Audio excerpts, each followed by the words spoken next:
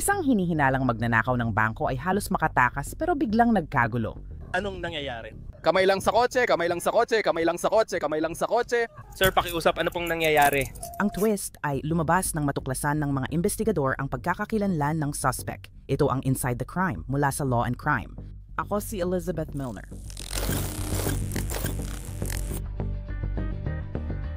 Ngayon, sa paraan ng paglalarawan ng pulisya sa krimeng ito, iisipin mong parang hinango ito mismo mula sa isang pelikula sa Hollywood. Isang pagbabalat kayo, isang pagtakas at lahat ng ito ay nangyari sa liwanag ng araw. Ika-3 ng Mayo, 2025, nasa Ocala, Florida tayo. Isang umaga, isang babae ang pumasok sa TD Bank at nag-abot ng sulat sa teller. Ito ay isang pagnanakaw, may baril ako at babarilin kita. Kung may mga alarm or die pack na kasama, punuin ang bag na ito ng hindi bababa sa 50,000 malalaking pera, maghintay lamang ng 2 minuto bago tumawag ng pulis. Nakatakas siya na may bahagi lang ng 50,000 at humugot lang ang teller ng 5,000 dolyar. Itinago ng suspect ang pera sa isang bag at tumakas. Dati, gumagana ang ganitong pagnanakaw tulad noong panahon ni Bonnie at Clyde. Pero ngayon, 2025 na tayo. Ano ang kadalasang pareho sa negosyo, tindahan, bahay at bangko? Surveillance video. Sa footage ng Law and Crime ng Ocala Police, makikitang pumarada ang madilim na Chevy Camaro sa parking lot. Nasa tamang pwesto para madaling makatakas. Hindi pa lumilipas ang 10 minuto, isang babaeng nakaitim at nakahoodie ang tumakbo papunta sa kotse na may dalang bag. Binuksan niya ang trunk, itinapon ang bag at mabilis na umalis na parang handa na sa pagtakas. Sa loob ng 11 minuto, nahuli ng pulis ang pinaniniwala ang suspect na nagmamaneho ng parehong Camaro. Black female driving. Sindihan mo. Kamay! Huwag kang gagalaw. Naiintindihan mo ba? Patayin ang sirena, ilabas ang kamay kung saan kita. Ilabas mo ang mga kamay mo kung saan kita nakikita. Get out of your car, please. Gamit ang kaliwang kamay mo, buksan mo ang pinto mula sa labas. 26th Street. Buksan mo ang pinto sa labas. Harapin mo siya, umatras ka dito, tumalikod ka, wag mo akong harapin, bumalik ka. Bumalik ka rito, dito. Anong nangyayari? Ipatong lang ang mga kamay sa kotse. Sir, pakiusap, ano pong nangyayari? Nakuha ko na. Sir, ano po? Tigil. Tigil. Ano yung nangyayari? Teka, may dala ka bang kahit ano, ma'am? Wala. Tigil sa pag-iko. Tigil. Anong nangyayari?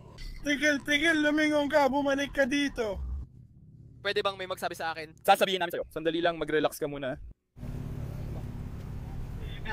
Ay, Diyos ko. Natataranta ako. Sakay ka na.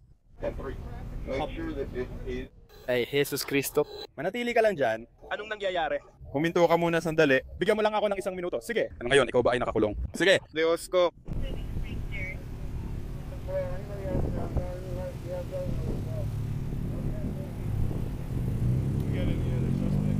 Alam ko, kukunin natin ang suspect. Narinig ko lang. You guys need anything from me? No, brother. Just glad you. Oh yeah. I heard 27. I heard Gateway, and I'm like, man, I'm right here. Where Yeah. this guy's at? Yeah.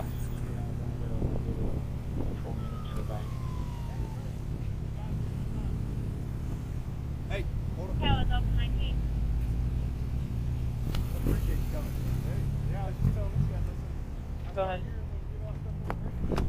What?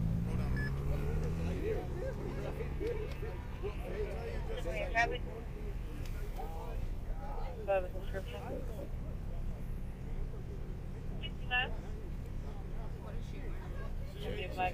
Suot niya ay pulang damit at itim na pantalon. White writing on it. You have like a blue bonnet That's what or we're trying to blue say. cap on, black sunglasses, mask, blue gloves, and like a gold colored purse. Hoy, kanino ang dalawang sasakyan na ito? Tara na at ayusin natin, pagsamahin natin ang mga sasakyan natin. O, pagdikitin natin itong dalawa para hindi makaabala sa trapiko. Sige, nakuha mo.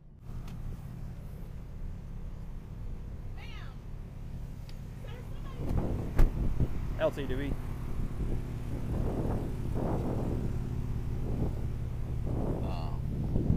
That was executed. Honestly. Oh, yeah, never mind. Yeah, I'll take it later.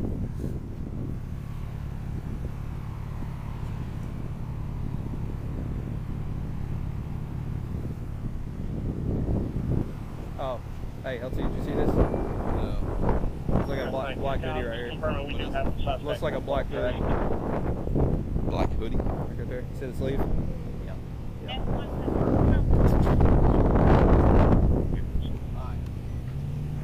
Ano ang plano natin ngayon? Gusto ko yan. May itim na hoodie sa gitna. Kita mo yung mangas doon. Yes, sir. Can you turn around about the truck? They said the first with gold too, so. Perfect. It's not moving any longer. 10-4. Just let us know. We're holding the interstate.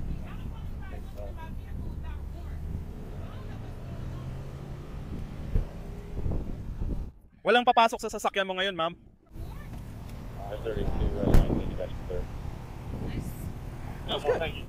Kinilala ng pulis ang suspect na si Christina Tag, ngunit giit niya na hindi siya ang tinutukoy. Sir, pakiusap, bakit ito nangyayari sa akin?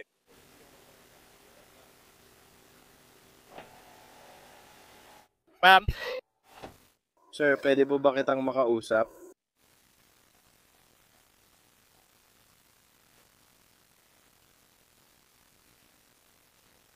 Paumanhin? Paumanhin? Paumanhin?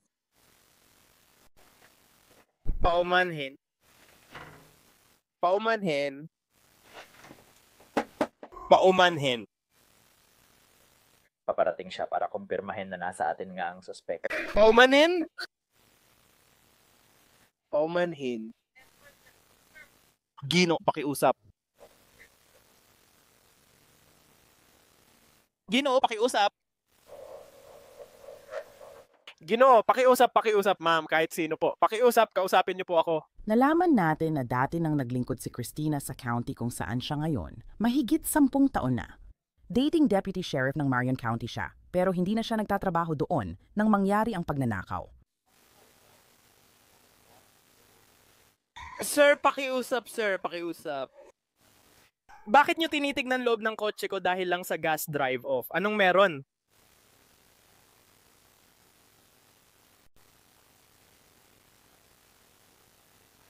Pwede bang may kumausap sa akin? Please, out! Pakiusap, kausapin nyo ako.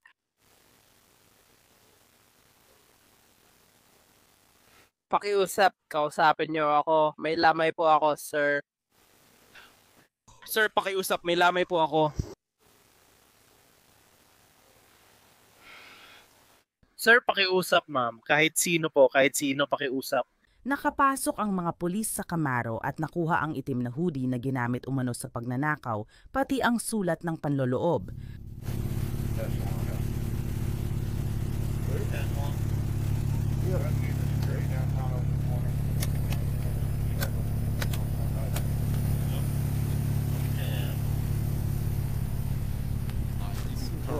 Dinala si Christina sa pulisya at pinaupo ng mga investigador, ngunit alam na niya ang susunod na mangyayari. Alam mo ba kung bakit kami nandito? Hindi naman talaga, pero may ideya na ako. May naganap na pagnanakaw sa bangko at nakuha ang lahat sa kotse mo, kaya narito kami.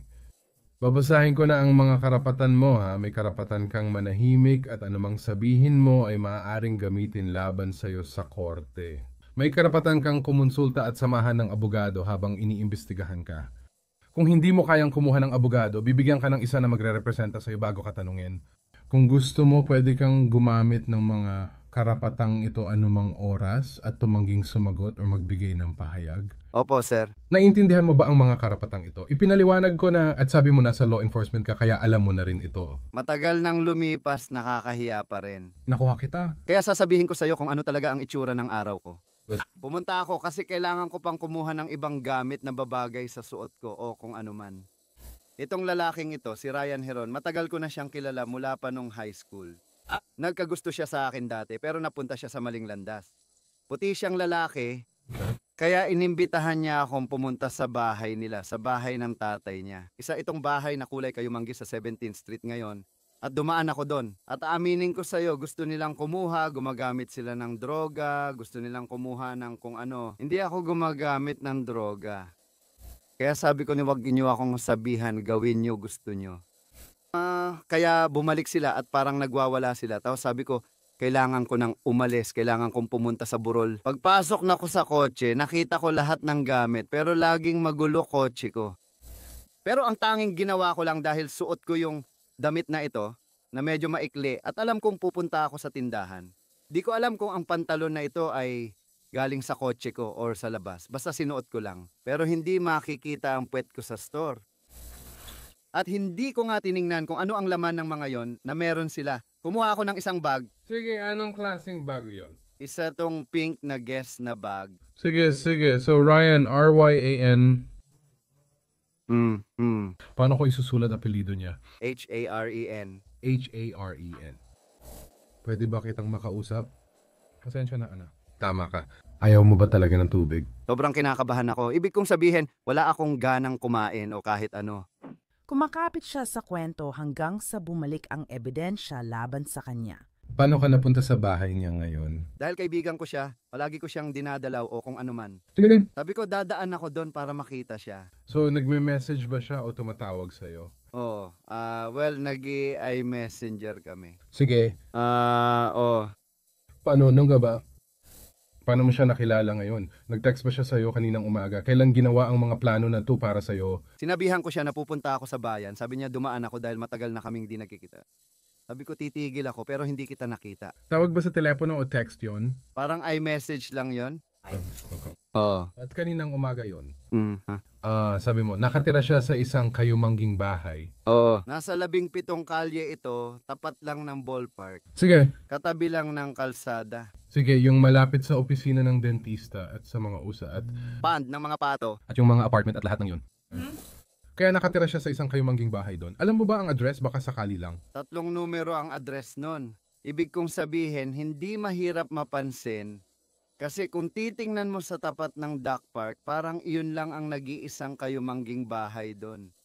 Kaya kung nakita mo ang litrato nun, alam mong iyon na yon. Sino pa ang kasama niya? Yung babae?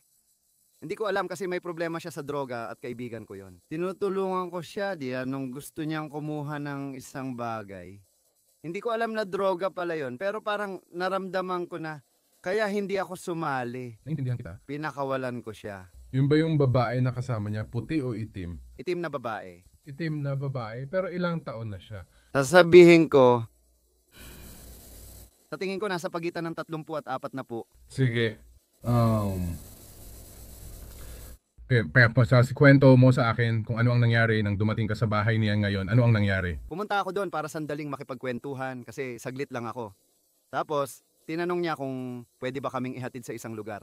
Sabi ko, ayokong madamay sa inyo. Pero anay, kaya pinagamit ko sa kanya ang kotse. Tapos bumalik din siya. Alam mo yon, parang weird talaga sila. Kaya sabi ko, kailangan ko na lang umalis. May pupuntahan akong libing at napansin ko ang daming kalat sa kotse gaya ng dati. Madaming kalat ang mga anak ko. Naiintindihan ko yan. Doon ko rin nahanap ang pantalon ko.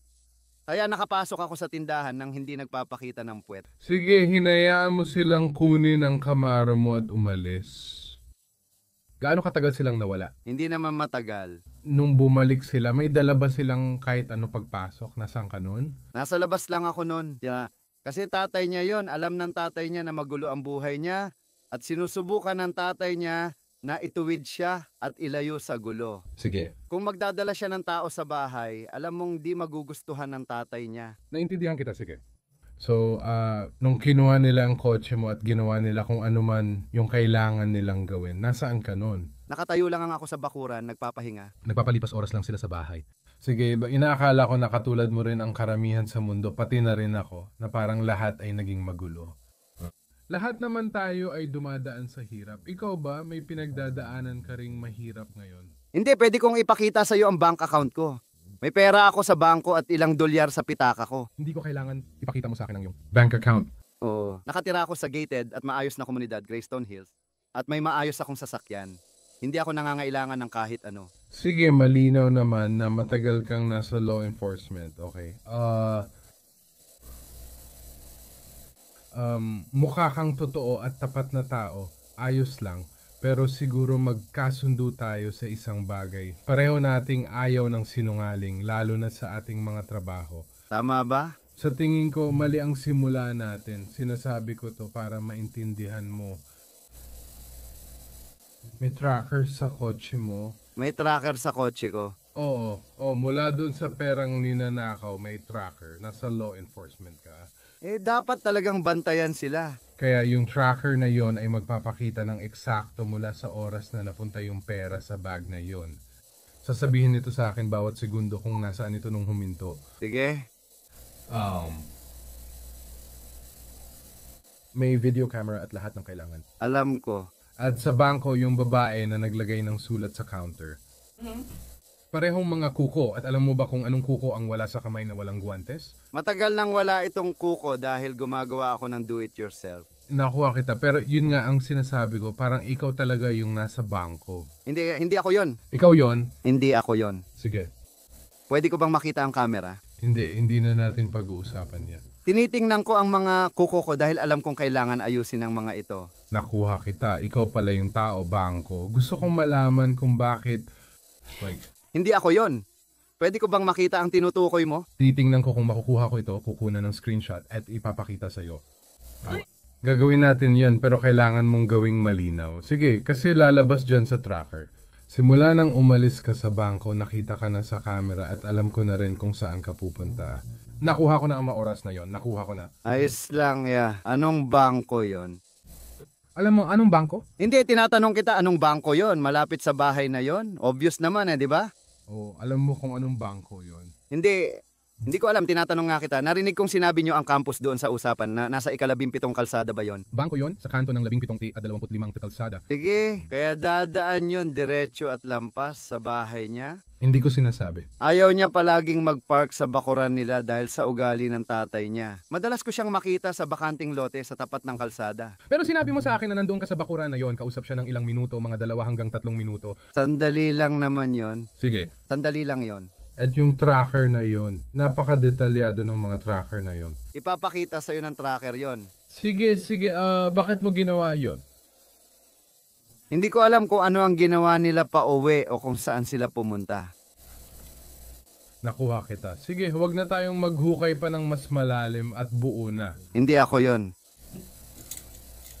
Ayaw mong ipakita, pero kailangan ko makita. Gets kita. Narinig kita. Oo. Pero balikan lang natin ang mga katotohanan. Sige, may naganap na pagnanakaw sa bangko ngayong araw. Sige. Lahat ng nakuha mula sa pagnanakaw sa bangko ay nasa kotse mo. Ikaw ang taong gumawa ng pagnanakaw na yon.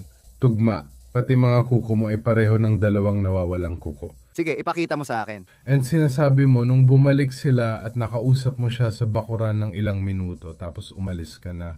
O baka ganun lang talaga? Bakit sila magnanakaw ng bangko? Baka natakot sila, ewan ko. Hindi totoo yan. Hindi mo ba ipapakita sa akin ang litrato ko sa bangkong yon? Binibigyan kita ng pagkakataon na sabihin sa akin kung bakit. Hindi ko alam kung bakit kasi hindi ako yon. Ikaw yon?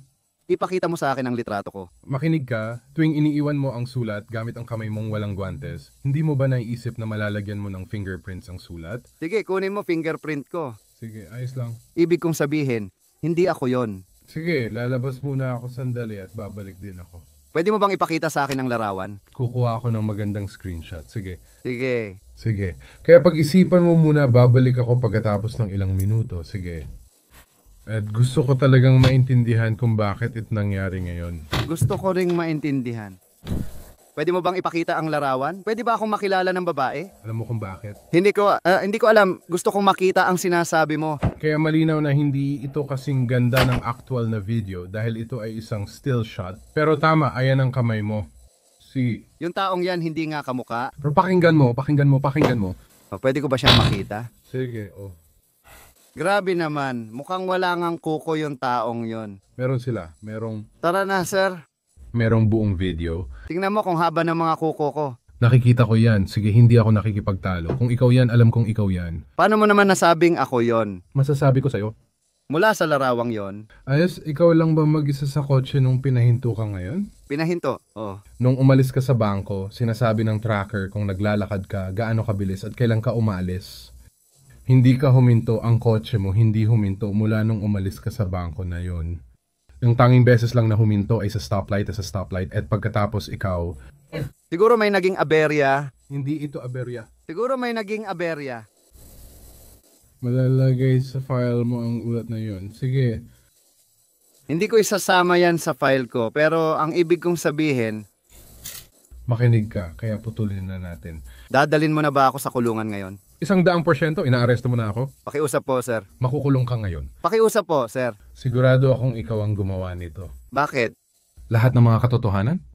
Isang larawan lang. Ito ang pagkakataon mo, hindi lang larawan, may video at ebidensya pa. Patingin nga ako sa video, hindi naman ako yan. Bakit mo ito ginawa? Bakit ngayon pa? Dadaling kita kay Ryan. Hindi ko ito ginawa. Pakiusap, sir. Huwag niyo po akong ganyanin. Pakiusap, hindi po ako yon, sir. May lamay po akong pupuntahan. Hindi ka makakarating sa lamay mo. Sir, hindi po ako yon. Sa ngayon, ikaw yun. Nagmamakawa po ako sa ngalan ni Jesus. Pakiusap, pwede ko po bang tingnan ulit? Hindi po talaga ako yon. Hindi huminto ang kotse mo mula nang umalis ka sa bangko. Alam ko na po yan, sir. Alam ko, may live. Hindi ko alam kung ano ang maaaring manangyati. Hindi naman matagal akong nakaupo doon kasama ka. Bakit mo ginawa ito ngayon? Sir, hindi ko po ginawa yon. Pakiusap. Kailangan mo nang umalis. Hayaan mo akong makausap ang babaeng ito. Pakiusap, wag mong gawin yon. Wag mo akong iwan. Pakiusap, wag mo akong iwan. Pakiusap. Ayusin ko na ang mga papeles mo para makapag... Sir, pakiusap, wag mo akong iiwan. Pakiusap, wag mo akong iiwan. Diyos ko, pwede bang dagdagan ng investigasyon at pauwiin na lang ako? Hindi naman ako tatakas. May mga susunod pang investigasyon pagkatapos nito. Ayos lang yon, pakiusap. Sobrang laki nito ako. Kung iniisip mong meron ako ngayon, ikaw ay... O Panginoon Jesus, pakiusap, wag mo itong gawin. Pakiusap, palayain mo sila. Kilalanin mo ako. Nagmamakaawa ako, hindi ako yon, sir. Nakuha na kita. Pakiusap, Ginoo, pakiusap, Ginoo. Diyos ko.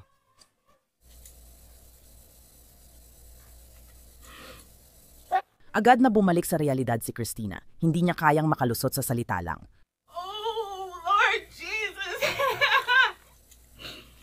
Oh, Jesus!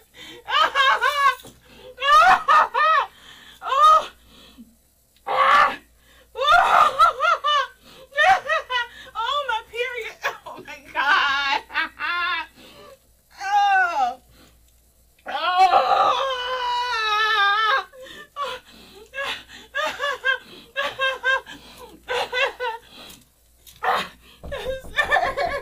Sir, please! Please! Pakiusap.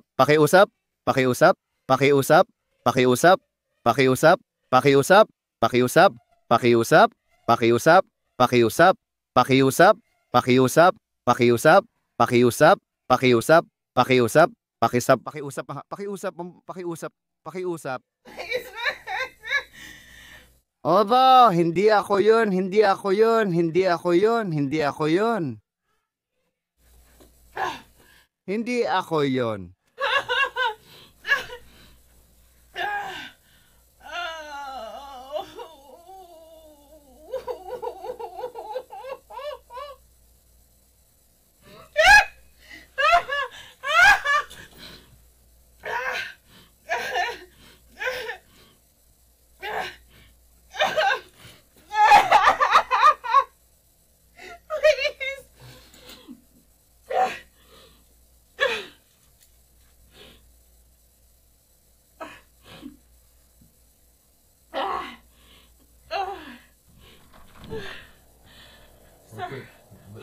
Makinig ka sandali. Tulad ng sinabi ko, nandito ako para malaman ang dahilan. Walang dahilan. Amo, Tinitingnan ko ang larawang yan. Wala akong kilala dyan. may ipapakita ako sa'yo Sige. para mas maintindihan mo. Maliit lang ito pero ito ang detalye ng tracker. Aha. Binibigyan tayo nito ng bawat segundo. Sige. Siguro nag-ikot-ikot muna sila bago sila bumalik. Pero nangyari nga. Makikita mo kung saan pumunta ang tracker na yon, sa bahay na yon. Sigurado akong dumaan ka. Ang ibig kong sabihin, nandoon lang talaga. Kasi kung baseball, huminto tayo. Sandali lang yon. Sabi mo, 2 hanggang 3 minuto. Ibig kong sabihin, baka hindi naman ganun katagal. Sandali lang talaga. Kaya dun sa kanan, tapat ng bahay niya, may daanan at baseball field. Hindi. Opo, sir, pakiusap. Hindi ko po alam kung may sira po yon, sir. Hindi po ako yung nasa litrato na yon. Kung dadalhin niyo ako sa bangko, walang makakakilala sa akin doon. Pakinggan nyo, nung umalis ang kotse nyo sa bangko, 2 milya kada oras lang hanggang 11, 15, 35, 40, 44. Hindi ito tumitigil. Hindi ko alam kung bakit sinasabi iyan. Sige, nariyan ang ebidensya. Hindi ko alam bakit sinasabi yan. Sandali lang akong tumigil. Tatanungin ulit kita, gusto mo bang sabihin sa akin kung bakit? May pinagdadaanan ka ba? Kung may sasabihin ako sa'yo, sasabihin ko. Hindi ko aaminin ang di ko ginawa. Sir, pakiusap po, masisira ang buhay ko dito. Masisira ang buhay ko dahil dito. Hindi ito ebidensya lampas sa makatwirang duda, kundi probable cause lang. Makukulong ako at makikita ng lahat, pati mga anak ko, at mamimiss nila ang libing. Hindi naman ako tatakas. Pwede mo bang kausapin muna sila at mag-imbestiga bago ako arestuhin? Pakiusap, sir. Ikaw nga. Pakiusap, sir. Sige, magaling. Nagnakaw sila ng ilang kuko. Parang wala namang kuko yung taong yon. Meron ka bang colored na litrato o kahit ano? Marami akong ganyan. Ikaw, hindi kita aarestuhin kung hindi ako naniniwala dyan. Pero sabi mong, yan ang pinakita mo. Oh, ganun nga. Hindi ko ipapakita lahat ng ebidensya ko sa'yo. Gusto ko naman. Nakuha kita. Karapatan kong malaman kung inaakusahan ako at ano ang paratang sa akin. Inaaresto ka dahil sa pagnanakaw sa bangko. Paano? Pero hindi ako yon. Ikaw yun. Hindi ako yon. May kuko ka. Sir, pakiusap. Mas higit pa dyan. Sir, ang ipinapakita mo lang sa akin ay isang kuko. Dahil yun lang ang pinakita ko sa'yo. Sige, maaari mo bang sabihin sa akin kung ano pa ang meron ka? Ay, Diyos ko. Ay, Diyos ko. Ay, Diyos ko. Ay, Diyos ko. Bumagsak si Christina. Kumpirmado ng detective na may fingerprint niya sa sulat ng pagnanakaw at sa pintuan ng bangko. Kaya nahuli na siya. Huwag mo itong gawin sa akin, pakiusap. Huwag mo itong gawin sa akin, pakiusap. Huwag mo itong gawin sa akin, pakiusap. Huwag mo itong gawin sa akin. Hindi ko kayang isipin ng mga anak ko na isa akong magnanakaw ng bangko.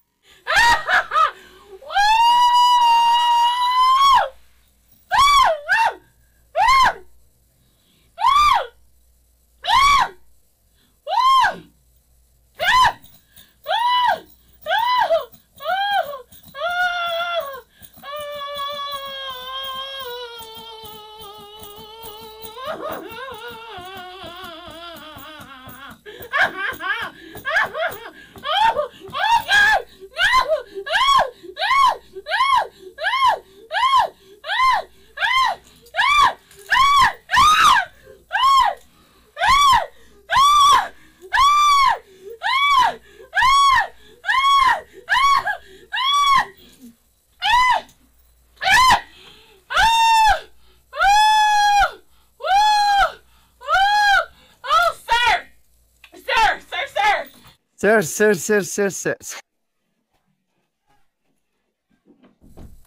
Maaari mo bang tingnan ang mga tala ng tawag ko? Pakiusap, i-check mo, iping mo ang telepono ko. Makikita mo na malayo ang telepono ko kung nasaan man sila. Sir, sumpa ako, seryoso talaga ito.